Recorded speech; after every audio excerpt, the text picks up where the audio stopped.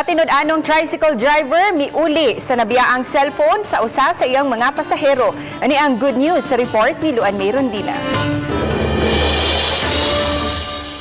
Bisan sa kawadon, wa matintal ang 40 anyos nga tricycle driver nga si Alfredo Bayron nga taguan ang nahabiling cellphone sa manag-uyab niyang pasahero nga gihatod niya sa tambalanan niadtong miaging semana. Inay, iya kining gipangitaan og paagi nga mauli base sa post sa iyang pasahero. Bisan unsa man ka gamay sa butang ato ang na nakuha labo pa na og balo sa Ginoo. Nakadaig si Mayor Jonard Ahong Chan sa pagkamatinud-anon sa tricycle driver. Subay ni ini, gitunulan siya og ganti sa mayor. I am very thankful to Alfredo na sa iyahang gipakita ngadto labi na nga ang Paris usa ka foreigner, usa ka langyaw nga maayong pamatasan sa mga driver nga upunganon.